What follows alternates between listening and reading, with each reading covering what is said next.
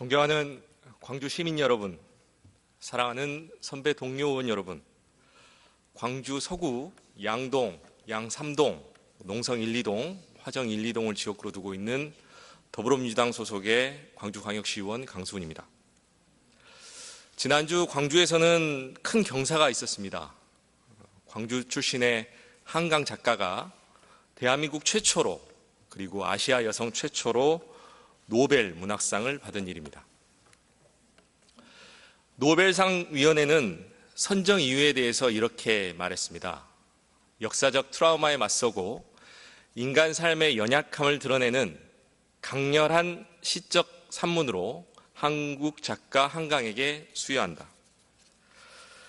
수상 소식의 기쁨에 한강 작가의 소설 소년이 온다를 펼쳤습니다. 155페이지에는 이렇게 줄이 그어져 있었습니다. 우리는 고귀해. 헌법에 따르면 우리는 모든 사람들과 똑같이 고귀해. 우리에겐 정당한 권리가 있어. 이 법을 위해 죽은 사람이 있어. 가슴에 닿는 무언가가 있어서 표시를 해뒀던 것 같습니다. 본 의원은 이번 시정 질문을 통해서 학교 현장에서 지켜져야 할 정당한 권리에 대해서 살펴보고자 합니다. 이정선 교육감께서는 발언대로 나와주시기 바랍니다.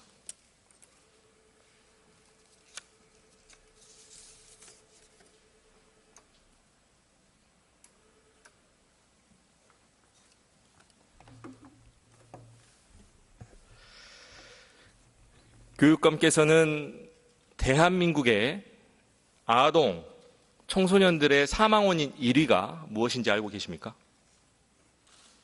갑자기 물어보니까 모르겠는데요. 네. 죄송합니다. 아닙니다.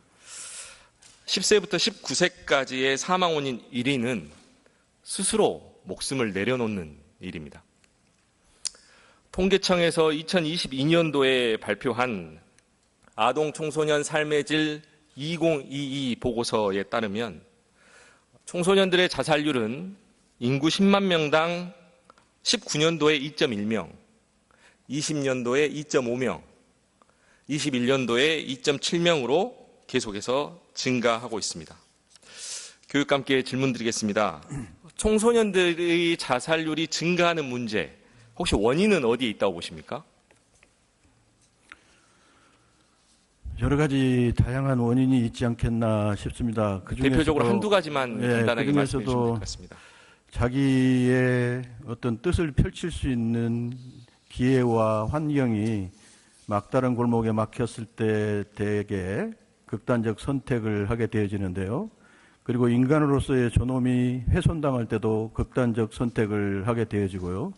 그리고 주변에 나 이외에는 아무도 없다라고 하는 그 소위 사회성 내지는 나를 도와줄 수 있는 사람이 주변에 없을 때 이 고독감 때문에도 극단적인 선택을 하게 되지 않는가.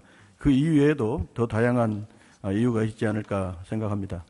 네, 아동 청소년들이 외로움, 고독, 고립감 때문에 자살률이 증가할 수 있겠다 이렇게 평가를 해주셨는데요. 혹시 교육감께서는 교사들의 인권, 교권이 높아지는 상황에서 청소년들의 자살률이 증가할 수 있다 이렇게 생각해 보신 적이 있으십니까? 교사의 교권과 청소년의 자살률은 제가 연구는 안 했습니다만은 제가 살펴본 문헌에 의하면 직접적인 원인은 없다 이렇게 봅니다. 예, 교권이 강화되었냐 약화되었냐는 변론으로 하더라도 교권이 높아졌기 때문에 청소년 자살률이 증가하고 있다라고 하는 주장은 매우 비상식적이라고 본 의원도 생각을 하고 있습니다. 작년에 교육부가 국회에 제출한 자료입니다. 16년부터 21년까지 5년 동안 대한민국 교사의 재직 중 극단적 선택을 한 숫자입니다. 2016년에는 8명이었습니다. 그리고 2017년도에는 16명으로 2배가 되었습니다. 교육감께 다시 묻겠습니다. 교사들의 자살률이 증가하는 문제, 그 원인은 어디에 있다고 보십니까? 마음이 아파서 그렇지 않는가 싶습니다. 실제적으로 근무 여건도 열악해지고 또 학교 안에서의 대인 관계도 또 과거와 다르게 더 어려워지고, 그리고 개인적인 사회 생활에 있어서나 가정 생활에 있어서도 더 복잡성이 증가하고, 그런데다가 본인이 성취해야 할 목표나 기대를 이루는 데에는 역부족이고, 그러다 보니까 이러한 개인마다 물론 사정은 다 다양하겠습니다만은 극단적 선택을 하지 않는가 이렇게 생각합니다. 네, 앞서 교육감께서는 청소년들이 자살하는 문제와 교사들의 인권이 높아지는 문제에는 크게 상관이 없을 것 같다라고 답변을 주셨고요. 또 이번에 교사들의 인권에 대해서 말씀을 주셨는데, 혹시 학생 인권이 높아졌기 때문에 교사들의 자살률이 증가했다, 이런 논리에 대해서는 어떻게 생각하십니까? 그와 관련된 직접적인 연구 논문을 보지는 못했는데요. 양자 간의 코릴레이션은 아마 없지 않을까 저는 이렇게 판단합니다. 예. 혹시 학생으로부터 과도하게 교사의 자존감을 짓밟혀버렸다면 그 경우는 또 극단적 선택을 하는데 일부 영향을 미칠 수 있겠지만, 그거는 특별 케이스이기 때문에 일반화하기는 어렵지 않는가 이렇게 일반화하기 어렵다라는 말씀을 주셨고, 실제로 교육감께서도 취임 2주년 기자회견에서 이렇게 학생 인권과 교권은 상충하지 않다라는 의견을 밝히신 바가 있습니다. 본 의원도 같은 생각이고요. 그렇다면 이 취임 2주년 기자회견 때 하셨던 말씀이 평소에 갖고 계신 소신입니까? 그렇지 않으면 어떤 통계나 학술적인 연구 논문에 근거한 것입니까? 제가 봤을 때는 그 완전한 학교 문화, 건전한 학교 문화일수록 교권과 학생 인권이 서로 조화를 이루어야 된다라고 이렇게 생각해 왔고요. 그거는 제 평소 소신이고, 실제로 광주의 학생 인권 조례를 처음 제정할 때 저도 일부 위원으로 참여한 사람으로서 이 시대에 따라서 학생 인권의 변화가 조금은 있어야 하는 것은 맞지만, 그러나 이 양자가 핵심 사항으로 충돌한 것은 아니다, 이렇게 개인적인 소신을 갖고 있습니다. 네, 본 의원도 교육감께서 갖고 계시는 기본적인 생각에 동의를 하고요. 다만 본 의원은 오늘 이 본회의장에서 여러 가지 통계와 학술적인 연구 논문에 근거해서 말씀을 드리겠다라는 점을 먼저 이야기 드립니다. 지금부터 4개의 논문을 살펴보겠습니다. 첫 번째 논문입니다. 올해 국회 입법조사처가 발표한 논문입니다. 김범주 조사관이 발간한 적극적 학생 인권의 달성과 전문적 교권 존중의 관계에서 학생 인권 조례 효용의 조절 효과라고 하는 논문입니다.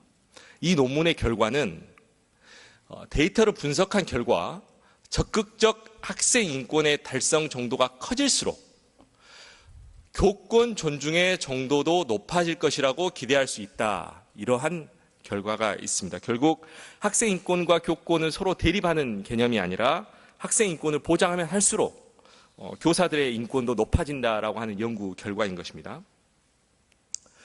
두 번째 논문 보겠습니다. 2020년도 논문인데요. 서울대학교에서 발표한 논문입니다. 학생 인권 조례 시행과 중학교 학교 폭력의 관계 분석. 학생 인권 조례의 시행이 해당 지역 내 중학교의 학교폭력 심의 건수를 약 11.2% 유의하게 감소시키는 것으로 나타났다. 또한 학교폭력 발생 빈도가 높은 학교일수록 학생 인권 조례가 학교폭력을 감소시키는 데에 더욱 유의하게 작용하는 것으로 나타났다. 결과적으로 인권 친화적 문화와 교육 방식을 강조하는 학생 인권 조례가 학생들의 문제 행동 개선에 긍정적 영향을 미치고 있는 것으로 해석할 수 있다. 학생 인권 조례가 있음으로 인해서 오히려 학교의 문화를 긍정적으로 조성한다라고 하는 논문의 결과 발표입니다.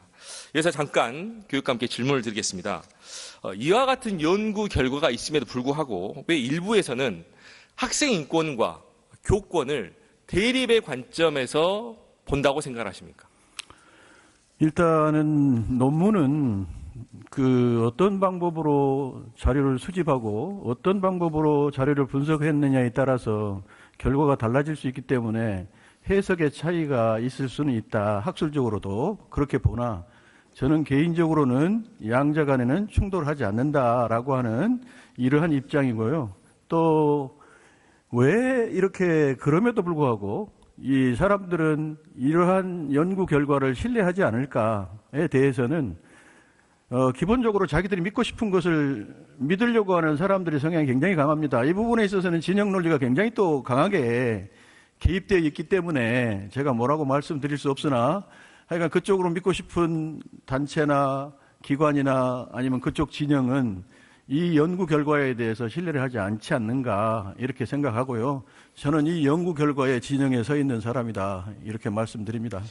네, 교육과 함께 방금 질문 드렸던 내용은 사실 학생 인권이 보장되면 교권이 추락할 것이다라고 하는 이 질문은 학생 인권 조례가 처음 제정될 때부터 꾸준히 제기되어 왔던 굉장히 오래된 해묵은 질문이다 이렇게 말씀을 드리고 싶고요. 그런 점에서 세 번째 논문을 보겠습니다. 학생 인권 조례가 제정되던 2012년도에 발표한 논문입니다. 학생 인권은 교권에 대립하는가라는 주제의 논문인데요. 학생 인권은 교권을 유린할 수 있다는 불안 요소를 지닌 대립 프레임 안에 놓임으로써 기존의 상식 속에서 그 의미가 희석되었고 결국 학생 인권 조례 당초의 취지를 좌절시키는 사회적 실천 효과를 낳았다 이렇게 밝히고 있습니다. 결국 이 논문에서는 어떠한 검증 없이 단순한 불안 요소 때문이라고 밝히고 있습니다. 네 번째 논문 보겠습니다. 이에 앞서 2011년도에 발표된 논문입니다. 학생인권 담론과 주요 쟁점 분석이라는 주제인데요. 결론에 보면 이렇게 나와 있습니다. 학교 내 학생에 대한 인권 침해 사례들은 사회적 파장을 일으키며 언론의 조명을 받아 이슈 중심의 논의가 이루어지기는 하지만 그것이 학생인권 담론으로까지는 발전하지 못해왔다. 그 이유는 다음과 같다. 첫째, 학생인권에 대한 담론 자체가 교사를 중심으로 한 교원 집단과 더 나아가 학교 운영 체제에 대한 직접적 도전으로 간주되고 있기 때문이다. 이렇게 결론에서 밝히고 있거든요. 결국 이 논문에서도 학생 인권과 교권을 권력자와 도전자로 이해하는 것이 문제가 되었다. 이렇게 밝히고 있습니다. 본 의원은 이와 같은 통계와 연구 등을 통해서 학생 인권과 교권은 상충한다는 입장, 이것은 적절하지 않고 매우 상식적이지 않은 입장이라고 보고 싶습니다. 그래서 학생 인권과 교권은 결국 대립하는 관계, 이 시속 게임이 아니라 상호 보완적 성격이라고 주장하고 싶고요. 그런 점에서 교육감께서도 같은 의견이라고 이해하고 싶습니다. 그렇습니까? 공감합니다. 예. 그럼 다음 질문 드리겠습니다. 작년 7월에 서희초 교사의 안타까운 죽음이 있었습니다. 그 직후에 이주호 교육부 장관이 학생 인권이 강화되었기 때문에 학생 인권 조례가 재정비되어야 한다라는 방침을 공식화했습니다. 이 부분에 대해서 교육감께서는 어떤 생각을 갖고 계십니까? 조금 전에 앞에 질문하셨던 것 같은 동일 맥락이기 때문에 특별한 다른 의견이 있는 게 아니고요. 결국은 프레임 그리고 진영 논리에 의해서 본인들의 주관적 경험과 해석이 낳은 그러한 결과가 아닌가 이렇게 생각하고요. 학생인권조례가 제대로 실천되어지고 교권들이 제대로 실천되어진다면 그래서 학교 안에가 이 정말로 친인권 문화가 형성되어진다면 이러한 일들은 맞지 않지 않는가, 일어나지 않겠는가 이렇게 생각을 합니다. 결국 이주호 교육부 장관이 학생 인권이 강화되었기 때문에 학생 인권 조례가 재정비되어야 한다라고 하는 입장에는 동의하기는 어려우신 것이네요. 특정 집단 내지는 특정 진영 논리에서는 이와 같은 것에 대해서 상당히 뒷받침해 주려고 하고 있는데요. 저는 여기에 찬성하지 않습니다. 예, 찬성하지 않는 것으로 확인했습니다. 교육부 장관의 발언이 있고 나서 3일 뒤에 윤석열 대통령이 대통령실 수석비서관 회의에서 교권을 침해하는 불합리한 조례가 학생인권조례라고 하면서 개정을 지시했습니다. 그 연장선상에서 교육감께서는 이 역시도 찬성하지 않다라고 봐도 되겠습니까? 우리 광주의 학생인권조례를 좀 잘 지켜주셨으면 좋겠습니다. 네. 좋습니다. 그런 점에서 이 다음에 성명서를 준비했는데요. 윤석열 대통령과 이주호 장관과는 달리 송두환 국가인권위원장은 학생인권조례 폐지에 유감을 표명했습니다. 관련해서 성명서를 발표했는데요. 내용은 이렇습니다. 일각에서 최근 발생하는 학교 현장의 어려움을 학생인권조례 탓으로 돌리기도 한다. 하지만 학생인권조례로 인하여 교실 내에 체벌 관행이 사라지고 학교 규칙을 만드는 과정에 학생이 참여하게 되었으며 학생의 두발과 복장에 대한 과도한 규제가 없어지는 등 긍정적 변화가 적지 않았다. 국가인권위원회 송두환 위원장은 학생인권 조례가 추구하는 학생인권 보호와 학교 현장이 요구하는 교권 보장은 대립의 관계에 있지 않다 이렇게 밝혔습니다. 동의하시는 부분이시죠? 그렇습니다. 결국 본 의원은 윤석열과 이주호 교육부 장관이 학교 현장에서 발생한 일선 교사의 죽음에 대해서 해결책을 제시하지 않고 책임을 지려하지 않고 오히려 이걸 학생과 교사와의 갈등과 대립으로 가는 정치적으로 악용하고 있다라고 본 의원은 생각하는데 교육감께서는 어떻게 생각하십니까? 그렇게 해석 가능합니다. 그러면 지금부터 앞서 교육감께서 광주의 학생인권 조례를 지켜달라라고 말씀을 주셨기 때문에 광주의 상황을 좀 살펴보도록 하겠습니다. 전국의 학생인권 조례가 제정이 되어 있는 곳은 7곳입니다.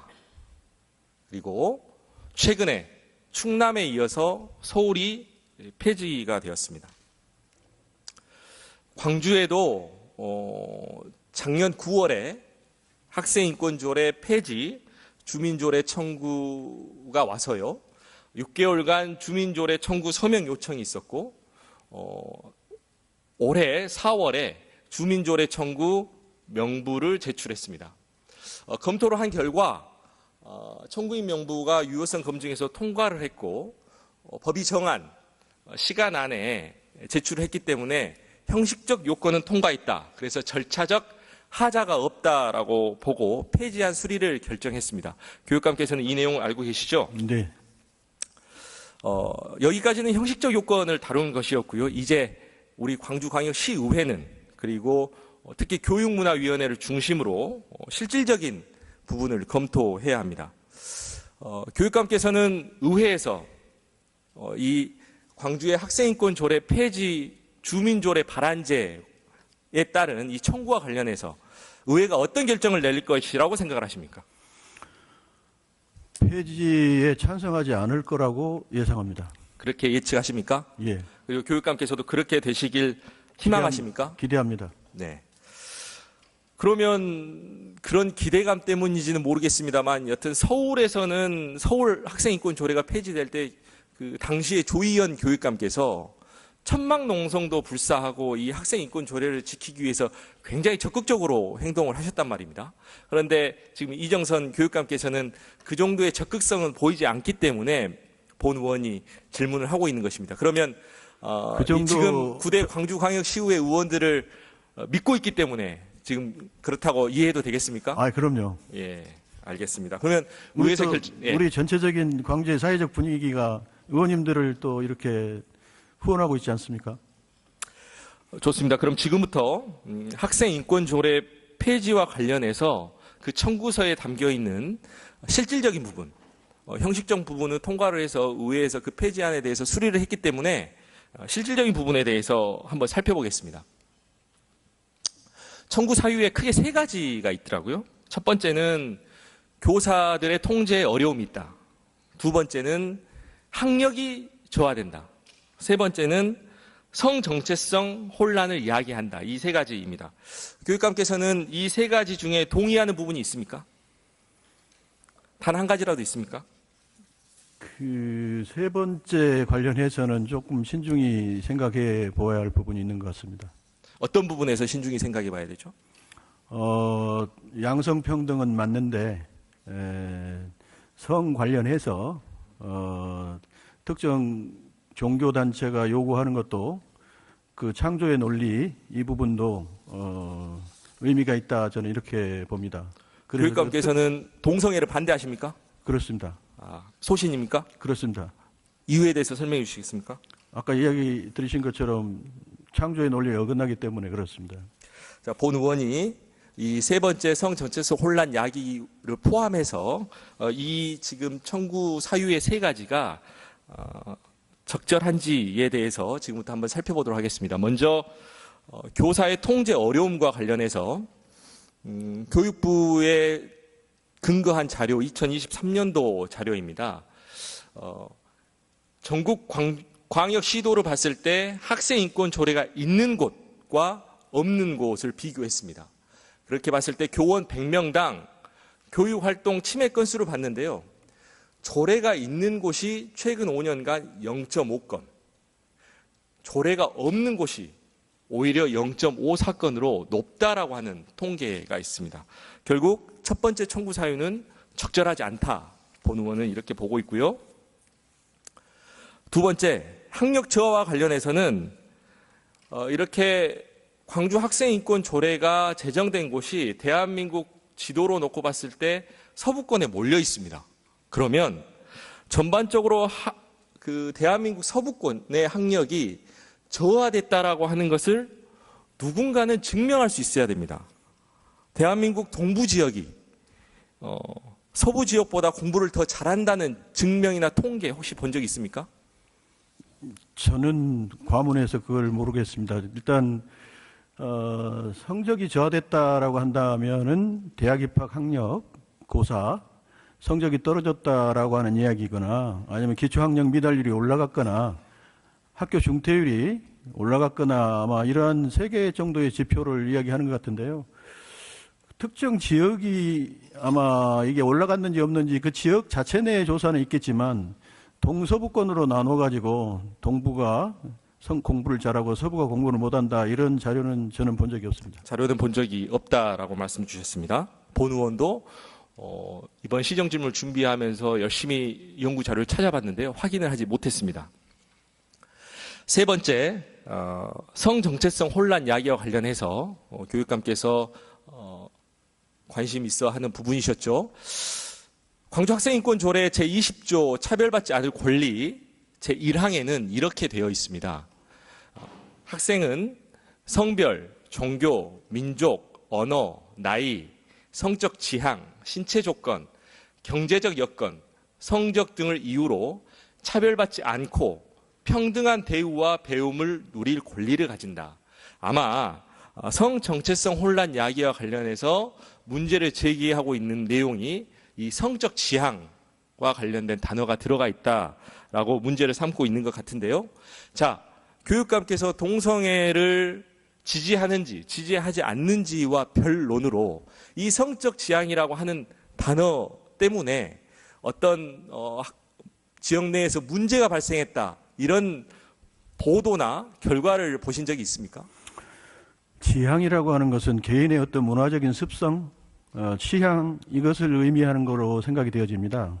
성 정체성에 대해서 개개인이 생각하고 있는 또 선호하는 어떤 취향을 이야기하고 있는 것 같은데 개인이 동성연애자가 되는 것과 동성연애에 대해서 내가 어떤 취향을 갖는 것은 별개의 문제일 수도 있습니다.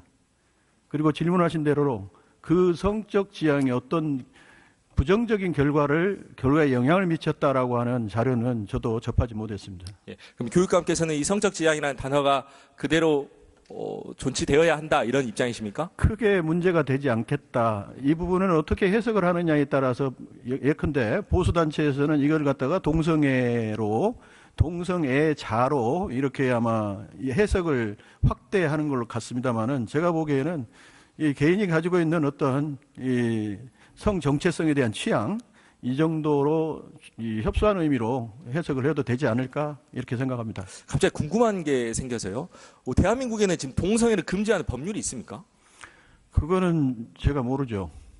뭐 동성애자도 아니고 동성애에 관심이 없기 때문에 그런 거와 관련해서는 뭐 살펴볼 여유가 없었습니다. 예, 본 의원이 확인한 바로는 동성애를 금지하는 법률이 현재 대한민국에는 존재하지 않습니다. 그리고 앞서 본 의원이 교육감께 질문 드렸던 것처럼 이 성적 지향이라고 하는 단어로 인해서 학생인권조례가 지금 만들어져 있는 제정되어 있는 지역에 특별한 어떤 성적 지향으로 치우쳐져 있다라고 하는 증거나 또 성정체성 혼란이 야기되었다는 이야기를 들어본 적도 없습니다. 그래서 본 의원은 교육감께서 이게 존치되어야 한다, 될 수 있다라고 말씀하신 것처럼 오히려 민주평화 인권을 지향하고 있는 광주라고 한다면 유엔과 같은 국제 인권 기구들이 이것에 대해서 보장하고 있는 것처럼 이 단어는 여전히 광주 학생인권 조례에 포함되어야 한다. 본 의원은 이렇게 생각하는데 교육감께서 동의하십니까? 공감입니다. 예. 앞서 교육감께서 취임 2주년 기자회견 때 여튼 보완에 대한 필요성은 좀 느낀다. 네. 오늘 발언 때에서도 그런 뉘앙스의 말씀을 몇 번 주셨는데요. 구체적으로 어떤 부분을 보완해야 한다라고 보십니까? 일단은 뭐 맨 처음 할 때 기존의 학생 인권에 대해서는 관심들이 비교적 적었지 않습니까? 그래서 이제 학생 인권을 특히 권리 부분을 강조하기 위해서 여러 권리들을 나열을 했습니다. 뭐 8장 75조에 이르는 동안에. 그런데 요즘에 와서는 학생의 권리가 너무 강조되고 있는 게 아니냐라고 하는 이러한 평가들이 여기저기서 또 나오고 있거든요. 그래서 권리와 함께 가야 되는 밸런스를 맞춰야 되는 것이 결국은 의무 아니겠는가. 그래서 의무 부분에 대해서 다시 한번 검토해 볼 필요가 있다. 그래서 권리와 의무가 서로 균형을 이루었으면 좋겠다라고 하는 게 제 생각입니다. 지금 광주 학생인권조례에는 의무 규정이 없습니까? 일부 있을 겁니다만은 권리 부분과 관련보다는 이 강조가 덜 돼 있는 걸로 제가 파악을 하고 있고요. 제가 너무 오래돼가지고 2011년에 저희가 이거를 만들었으니까 지금 13년, 14년째 되기 때문에 내용을 다 기억을 하지는 못합니다만은 아마 의무 부분도 일부 있는 걸로 제가 그렇게 알고 있습니다.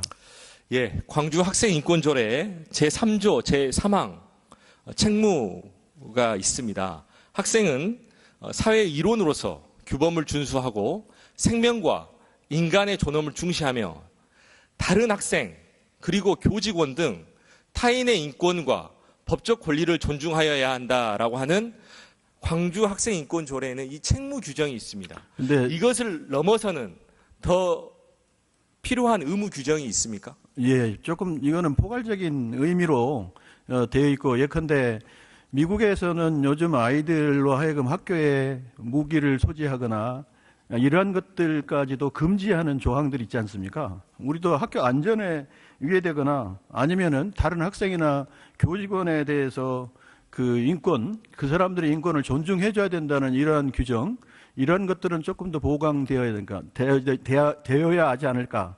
그래서 이제 학교 안전에 대해서 학생이 지켜야 할 의무, 여기에는 나와 있는 것처럼 그러한 그 안전과 관련해서는 없는데 그러한 부분이 조금 더 보강됐으면 좋겠다 하는 생각을 합니다. 자, 우리 조례는 지방자치법에 근거해서 만들어져야 합니다. 우리 지방자치법에 따르면 권리를 제한하거나 어떤 의무를 부과할 경우에는 법률의 위임을 받도록 되어 있습니다.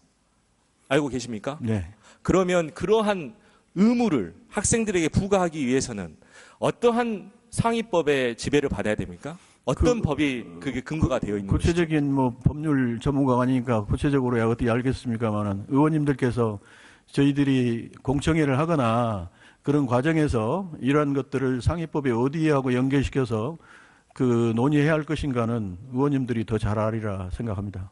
교육감께서 갖고 계신 입장과는 다르게 본 의원은 교육감께서 방금 말씀 주신 그러한 사례들, 열거주셨던 부분들은 지금 교육부에서 이렇게 제정해서 시행하고 있는 교육부 고시, 교원의 학생생활 지도에 관한 고시를 참고해서 충분하게 해결할 수 있다. 본 의원은 이렇게 생각을 하고요. 학생인권조례, 광주의 학생인권조례는 특별하게 건들 내용이 없다. 이렇게 본 의원은 보고 있는데 교육감께서는 어떻게 생각하십니까? 일단은 생활고시를 저희가 학교에다 공문으로 또 내려보내고 여기에 몇 가지 또 보완점도 저희가 이렇게 같이 해서 내려보냈는데 어차피 이러한 내용도 학생들의 안전한 학교 생활 또 학생 인권을 조금 더 촘촘하게 보장해 주기 위해서는 이러한 그 생활고시가 조례에도 일부 반영된 것이 맞지 않을까 저는 이렇게 봅니다. 그 부분에서는 조금은 알겠습니다. 교육감께서 갖고 계신 생각과 본 의원의 입장이 다른 것 같은데요. 결국 교육감께서는 오늘 본 의원과의 시정질문 중에서 계속해서 답변 주셨던 내용이 광주의 학생인권조례는 이대로 유지되어야 한다, 이렇게 입장을 이해해도 되겠습니까? 예, 예. 책무 부분만 조금만 추가가 되면 더 좋겠다, 이게 제 입장이고요. 그 이외에는 다 의원님과 동감입니다. 네, 책무부 부분이 추가가 되기 위해서는 그 어떤 법률의 위임의 근거가 있어야 된다라는 점을 본 의원은 한 번 더 강조드리고 싶고요. 학생인권조례는 단순한 법정 규정이 아니라 우리 아이들의 권리를 지키기 위한 최소한의 장치입니다. 이 조례를 통해서 보호하고자 하는 것은 학생의 존엄성입니다. 결국 학생들도 교복 입은 시민으로 우리가 인정해줘야 한다라고 하는 상징적인 의미도 담겨져 있습니다. 이 학생들이 안전하고 평안한 공간에서 배울 권리, 그리고 차별과 폭력으로부터 자유로울 권리를 지켜주자는 것입니다. 맞습니다. 오늘 본 의원이 다른 부교육감 또는 다른 국장들이 아닌 교육감을 이렇게 답변석으로 모셔서 답변을 듣고자 하는 이유는 이 광주의 학생인권조례는 어떤 기계적으로 결정할 문제가 아니고 정치의 문제이기 때문입니다. 교육감께서는 교육자이시기도 하지만 또 시민들로부터 투표를 통해서 선출된 정치인이기도 합니다. 그러면 정치인들이 어떤 결단을 하느냐가 도시의 미래와 굉장히 직접적으로 결부되어 있기 때문에 그러한 결단이 필요한 시점이다, 이걸 강조하기 위해서 긴 시간 동안 교육감께 광주 학생인권조례에 앞으로 나아가야 될 방향에 대해서 여쭤봤다라는 말씀을 드립니다. 네, 의원님과 함께 하겠습니다. 답변해 주셔서 감사드리고요. 교육감께서는 들어가셔도 좋습니다.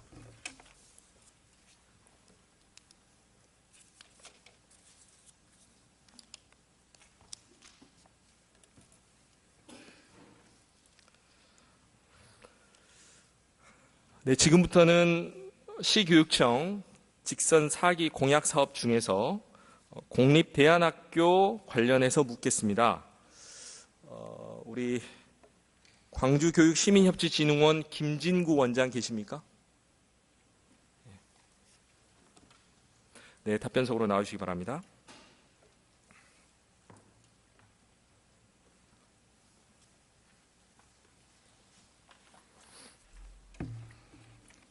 광주교육시민협치진흥원 김진구입니다. 네, 반갑습니다.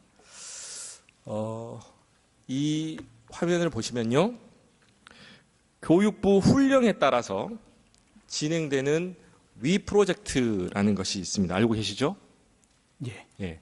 이 위 프로젝트에는 그 안에 위 센터도 있고, 위 클래스도 있고, 위 스쿨도 있습니다. 위 스쿨은 상담을 비롯한 인성, 직업교육 및 사회 적응 프로그램 등을 제공하는 대안교육기관 겸 중장기 위탁기관, 이렇게 설명을 하고 있습니다. 이걸 이해를 돕기 위해서 좀 더 쉽게 말씀을 드리면, 학교를 적응하는데 어려움이 있거나 또 정서적 감정을 다스리기 위해서 상담이 필요한 학생들이 원래 다니던 학교에는 적을 둔 상태에서, 그러니까 원조교가 있는 거죠. 원래 다니던 학교에는 적을 둔 상태에서 학업을 중단하지 않고 졸업할 수 있도록 도움을 주는 시스템이다, 이렇게 본 의원은 이해하고 있는데 원장님 그렇습니까? 그렇습니다. 네. 광주에는 그러면 이렇게 운영되는 위스쿨이 몇 개가 있습니까? 스쿨 형태에는 4곳이 있습니다. 어떤 게 있죠? 자, 중학교 위스쿨 과정에는 어떤 곳이 있습니까? 용현학교가 있습니다. 고등학교 위스쿨 과정에는 어떤 곳이 있습니까? 돈보스코 학교가 있습니다. 두 개가 그리고 네. 푸른꿈 창작학교도 조금 성격은 다릅니다만은 성격은 다르죠. 예, 예, 있어요. 예. 그리고 혼합되어 있는 새날학교. 새날학교가 있죠. 예, 예. 그러면 우리가 흔히 알고 있는 중학교 위스쿨 과정인 용현학교와 고등학교 위스쿨 과정이라고 가장 먼저 말씀하신 돈보스코 학교에 대해서 제가 좀 질문을 드리겠습니다. 돈보스코 학교와 용현학교는 각각 어디에 위치해 있습니까? 용현학교는 신창동에 있는 구연수원, 즉 저희들이 지금 머물고 있는 광주의 시민협치진흥원과 한 건물, 한 곳에 있고, 돈보스코 학교는 옛날 하남초등학교 그 자리에 있습니다. 네, 맞습니다. 용현학교는 신창동에 있는 지금 진흥원 부지에 있고요. 돈보스코는 하남동에 있는 구 하남초등학교 부지에 있습니다. 돈보스코 혹시 이전 계획이 있습니까? 있습니다. 언제 어디로 이전할 계획이 있습니까?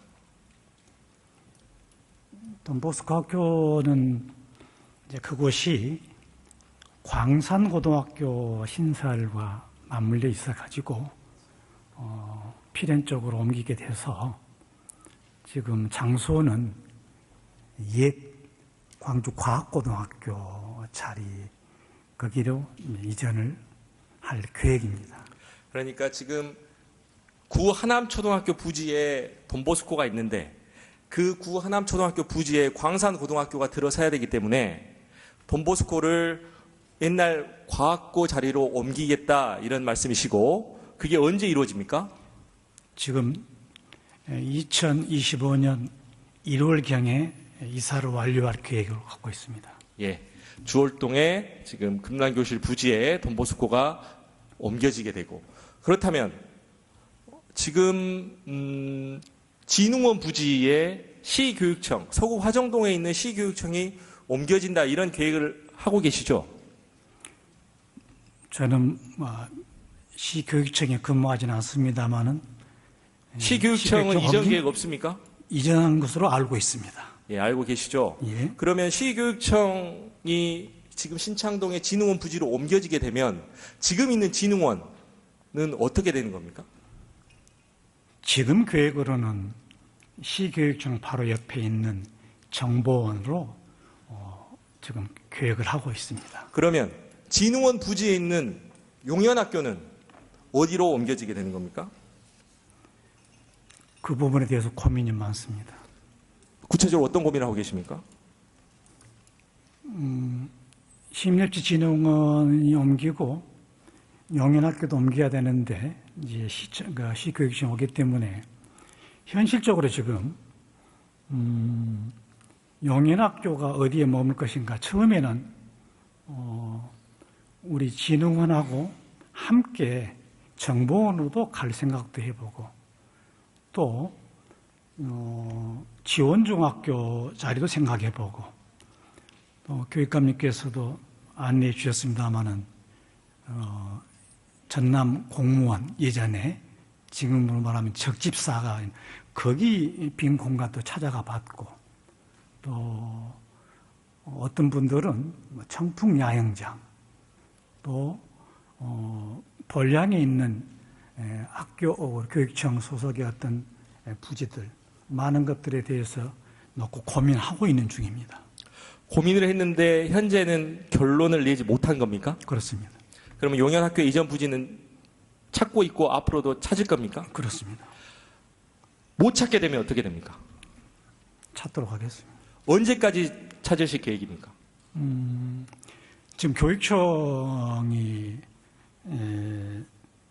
지금 제가 알기로는 2029년에 이쪽으로 완전히 건설해서 이제 지어서 오게 되는데 실제로 지금 저희들이 옮기는 과정은 2026년이 아닌가 그렇게 좀 생각을 하고 있어서 뭐 많은 시간은 아닙니다만은 그래도 함께 용현학교의 당사자들 또 교육청 저희들 함께 지혜를 모아서 찾도록 하겠습니다. 원장님께 다시 한번 질문 드리겠습니다. 네. 언제까지 이전 부지를 찾을 계획이십니까? 찾아야 합니까? 늦어도 저 생각으로는 2025년 말까지는 찾아야 되지 않을까 생각합니다. 그게 마지노선인 거죠? 그 전까지는 반드시 찾아야 하는 것 아니겠습니까? 가능한 빨리 찾도록 지혜를 모아보겠습니다. 자, 원장께서 내년 말까지 용현학교 부지를 찾겠다 이렇게 말씀하셨습니다. 맞습니까? 그렇습니다. 만약에 용현학교 부지를 못 찾게 되면 어떻게 됩니까? 내년 말이 되었는데 용현학교 부지 찾지 못했다. 깊은 고민은 했지만 어쩔 수 없다. 이런 답변이 나오게 되면 어떻게 되는 겁니까? 다른 결입니다만은 전체적으로 시교육청 차원에서 대안교육기관이나 많은 곳들에 대해서 재구조랄지 성격상 많은 것들을 고민하고 있습니다. 그렇기 때문에 그런 부분과 함께 묶어져 가지 않을까 생각됩니다. 본 의원이 질문한 건 재구조화에 대한 질문을 드린 게 아니고요. 용현학교 부지를 만약에 못 찾게 되면 용현학교는 어떻게 되냐고 질문을 드린 겁니다. 학교가 부지가 없으면 폐교해야 되는 거 아닙니까? 용현학교 폐지는 고려하지 않고 있습니다. 전혀 고려하지 않고 있습니까? 그렇습니다. 왜 용현학교 부지를 반드시 찾아야 합니까? 용현학교와 같은 어떤 역할이 필요하기 때문에 그렇습니다. 예, 원장께는 이 정도로 질문을 드리고요. 들어가셔도 좋습니다. 예. 이정선 교육감 발언대로 나와주시기 바랍니다.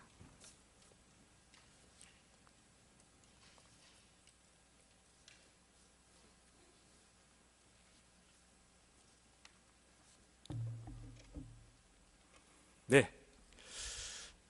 교육감께서는 이 사람이 누군지 알고 계십니까? 우리 미래교육팀장 최성광 장학관입니다. 광주시 교육청 미래교육기획과의 최성광 정책기획 장학관이죠? 네. 예. 이 최성광 장학관이 쓴 단 한 명의 아이도 포기하지 않는 광주 대안교육이라는 칼럼을 혹시 읽어보셨습니까?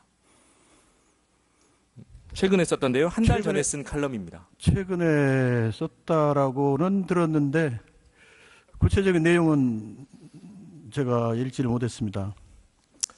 자, 이 칼럼입니다. 지난달 9월 12일 날 단 한 명의 아이도 포기하지 않는 광주 대안교육이라는 주제로 이렇게 글을 썼습니다. 용현학교는 교육청과 위탁 계약을 통해서 보장된 운영기간이 아직도 한참 남았기 때문에 용현학교 폐지를 운운한 사람들의 저의가 무엇인지 알 수 없다. 이렇게 써놨습니다. 이 칼럼이 있기 한 달 전에 본 의원이 8월 9일입니다. DJ의 삶과 닮은 용현학교의 희망은 계속되어야 한다라는 주제의 칼럼을 통해서 최근 용현학교가 시교육청을 상대로 학교 이전을 위해 필요한 부지 확보 등을 제안했지만 이에 대해 시교육청은 묵묵부답이고 이미 내부적으로는 용현학교 폐교가 결정되었다는 이야기만 갈수록 확산하고 있다. 이게 본 의원이 쓴 내용입니다. 교육감께 묻겠습니다. 최성광 장학관이 이야기한 용현학교 폐교를 운운한 본 의원의 저의가 뭐라고 생각하십니까? 용현학교를 유지하려고 하는 의도 아닐까 싶습니다. 자, 본 의원의 지역구에는 화정 2동이 포함되어 있습니다. 지금 시교육청은 화정 2동에 있습니다. 이 시교육청이 광산구 신창동으로 옮길 고민을 하고 있습니다.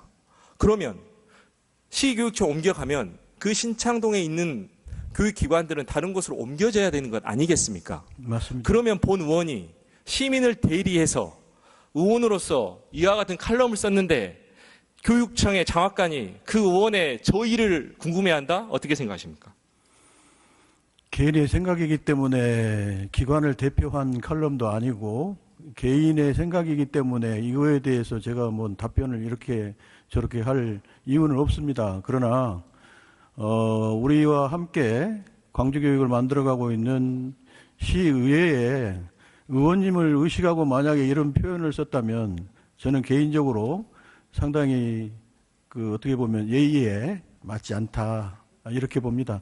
그러나 최성광 장학관은 뭐 저를 대표해서 쓴 글도 아니고 개인의 생각이기 때문에 개인과 개인 간에 그러한 관계의 문제이지 만약에 이게 교육청의 전체의 의견이라면 그거는 맞지 않다 이렇게 봅니다. 기본적으로 합리적인 태도를 갖고 있는 공직자라고 한다면 본 의원이 이와 같은 칼럼을 쓰면 연락해서 질문을 할 수도 있는 것이고요. 그 관련해서 대화하고 토론하고 소통할 수도 있는 것 아니겠습니까? 그런데 그런 내용 없이 바로 한 달 뒤에 저희가 무엇인지 궁금하다라고 하는 이 시교육청 장학관의 태도에 대해서 교육감께서는 어떻게 생각하십니까? 아까 말씀드린 것처럼 개인과 개인의 문제에 대해서 뭐 제가 어떻게 언급하겠습니까? 말씀드린 것처럼 일단은 객관적인 기준에서 봐보면 예의에 맞지 않다 이렇게 보고 조금 전에 말씀하신 것처럼 둘 간에 서로 소통해서 그 저희를 알아볼 수도 있었지 않는가 이렇게 생각을 합니다. 매우 아쉽고 안타깝게 생각하십니까? 개인 간의 개인의 문제이기 때문에 이걸 어떻게 평가할 수는 없다. 제 입장에서는 그렇게 보고요. 그리고 의원님의 그러한 그 용연학교를 유지시켜야 된다라고 하는 그 의지에는 그 뜻에는 저도 공감합니다. 교육감님, 이걸 개인과 개인의 문제로 치부하고 넘어갈 게 아니고요. 여기에 서 있는 의원은 시민을 대리해서 의정 활동을 하고 그런 연장선상에서 칼럼도 쓰는 사람입니다. 이 최성광 장학관은 최성광 개인이라고 칼럼을 낸 게 아니고요. 시교육청 장학관 교육학 박사라고 해서 칼럼을 낸 사람입니다. 저도 개인과 개인 간의 관계로 그냥 짚고 넘어갈 문제가 아니라고 생각합니다. 저도 오랫동안 광주교육대학에 있을 때 칼럼을 썼는데요. 이거는 개인의 생각이지 광주교대를 대변하는 칼럼을 쓴 적은 저는 한 번도 없습니다. 최성광 장학관도 역시 마찬가지라고 봅니다. 소속을 그렇게 썼겠지 이게 교육청의 전체의 뜻이다라고 하거나 의견이라고는 볼 수 없습니다. 그리고 그때 특정 교직단체가 최성광 장학관이 이 글을 쓸 때는 교직단체가 이 다른 도로 이전 운운하는 것이 어렵지 않느냐라고 하는 여러 부정적인 의견들이 나와 있은 그런 상황이기 때문에 반드시 의원님만을 지칭해서 이 폐지 운운하는 이런 것은 아니었지 않는가 저는 이렇게 보고 싶습니다. 오전에 교육감께서 본인께서는 물욕도 없고 권력욕도 없고 오로지 광주 교육만 생각하시는 것 같습니다. 동의합니다. 인사권 남용과 관련된 질문과 답변도 있었는데요. 교육감께서 해명하신 부분에 일부 동의합니다. 본 의원이 생각하는 것은 적절한 자리에 적절한 사람을 배치해야 합니다. 의회 의원의 칼럼에 대해서 이렇게 저희가 궁금하다라고 하는 장학관이 그 정책팀장의 자리에 앉아 있는 것 어떻게 생각하십니까? 직접 당사자에게 의원님 찾아가서 해명하도록 그렇게 하겠습니다. 그리고 이 장학관이요, 교육감의 핵심 실세다, 오른팔이다, 그림자다 이런 얘기도 있습니다. 이런 얘기 들어보신 적 있습니까? 금시초문인데요. 제 제자는 맞습니다. 예, 그래서 본 의원이 확인을 해보니까요, 최성광 장학관이 박사를 받을 때 교육감께서도 심사위원으로 참여하셨더라고요. 그랬습니다. 전남대학에서. 굉장히 가까운 관계시죠. 그렇습니다. 오래전부터 알고 지낸 관계시고요. 그렇습니다.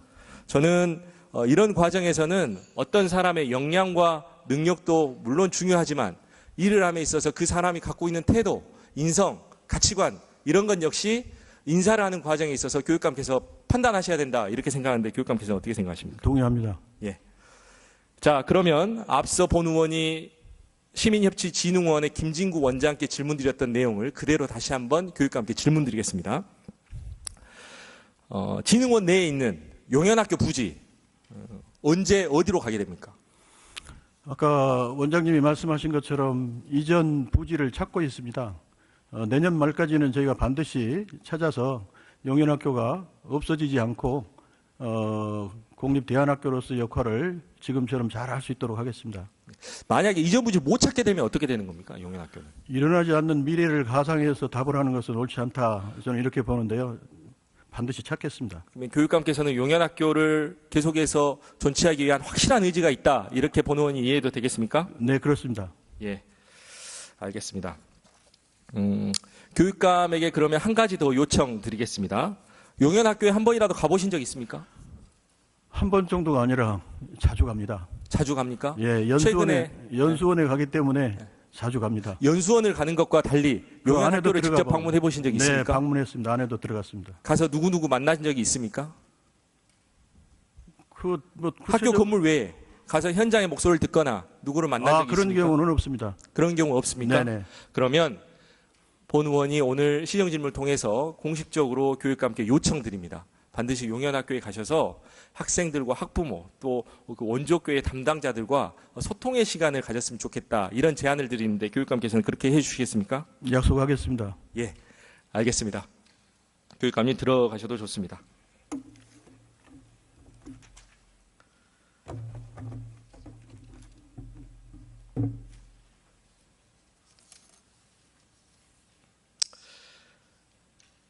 최승복 부교육감께서는 발언대로 나와주시겠습니까?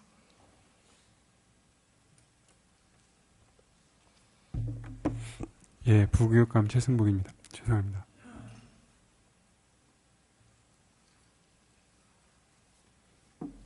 예, 부교육감 최승복입니다. 부교육감께서는 시교육청에 언제 오셨습니까? 9월 19일자로 부임했습니다. 오늘 광주시의회 답변석에 처음 서보시죠? 네, 그렇습니다. 예. 그 언론 보도를 통해서 보니까 그 최승복 부교육감께서는 조희현 전 서울시 교육감의 굉장히 복심이었다. 그리고 합을 맞춰서 일을 그리고 성과를 많이 내셨다. 그리고 서울시 교육청 기획조정실장도 역임하셨다. 이렇게 본 의원이 파악하고 있는데 맞습니까? 예, 기사는 그렇게 나왔습니다.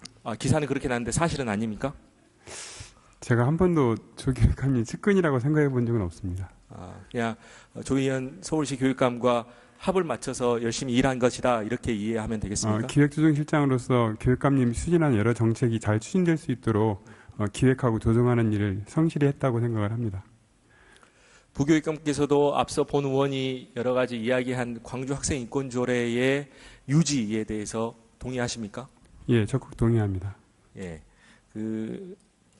진행 중에 교육감과 약간의 이견이 있었던 성적 지향과 관련된 부분에 대해서 부교육감께서는 어떻게 생각하십니까?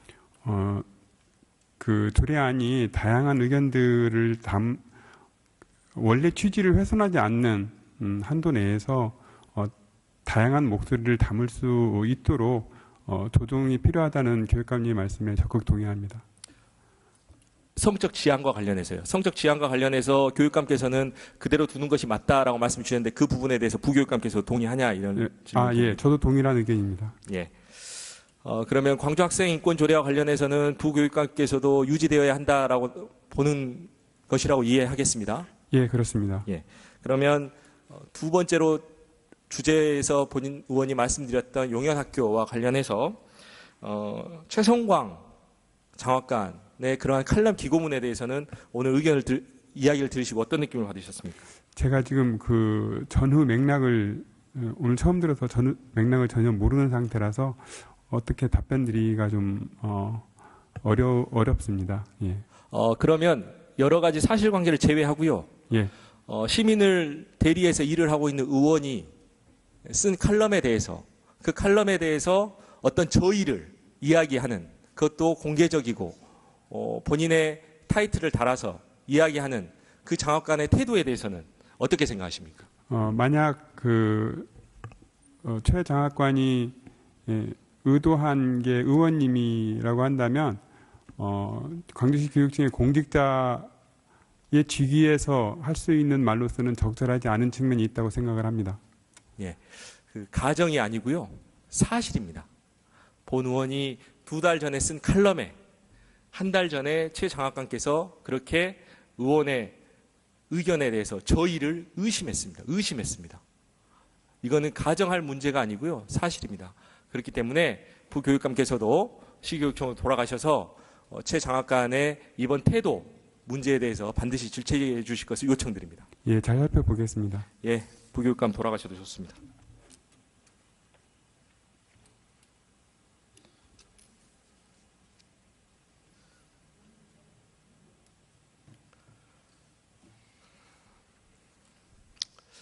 예, 마무리 발언하겠습니다. 저는 용현학교가 광주에서 가장 큰 중학교라고 말할 수는 없지만 대한민국에서 가장 소중한 학교라는 것을 자신 있게 말씀드릴 수 있습니다. 용현학교 학생들과 고 김대중 대통령의 삶이 많이 닮아 있기 때문입니다. 용현학교에서 공부하는 학생들은 한때 여러 가지 사정으로 어려움을 겪었지만 이곳에 와서 새로운 희망을 갖고 공부해 90%가 넘는 진학률을 자랑할 정도로 선생님들과 함께 대한민국에서 가장 큰 학교를 만들었습니다. 김대중 대통령의 평생 동반자이셨던 이호 여사께서 하신 말씀입니다. 올해 7월에 학벌 없는 사회를 위한 시민 모임이 한국교육개발원 교육기본통계 자료를 분석한 바에 따르면 광주 지역의 고등학교 학업 중단자는 1000명이 넘습니다. 전국에서 가장 높은 수치입니다. 본 의원은 이와 같은 학업 중단 학생을 막기 위해서 정부가 교육부 훈령에 근거해서 위스쿨을 운영하는 것이고, 그래서 용현학교가 매우 중요하다라고 생각을 하고 있습니다. 광주 용현학교는 지난 2008년 학업 중단 학생을 보호하기 위해서 청소년 교육에 관심이 많은 100여 명의 고마운 분들이 자비를 모아서, 그 뜻을 모아서 설립한 학교입니다. 그런데 시교육청은 아직까지는 대체 부지를 찾지 못하고 있습니다. 여기에 계신 모든 시민 여러분께서 확인하셨던 것처럼 내년 12월까지는 반드시 대체 부지를 찾겠다라고 합니다. 저는 오늘 시정질문을 준비하면서 시교육청이 용현학교 부지를 일부러 찾지 않는 것은 아닌지 그 저희를 의심했습니다. 용현학교의 대체 부지를 하루빨리 확보하는 일이 단 한 명의 아이도 포기하지 않는 광주의 대안교육입니다. 이상으로 시정질문을 마치겠습니다. 긴 시간 경청해 주셔서 대단히 고맙습니다.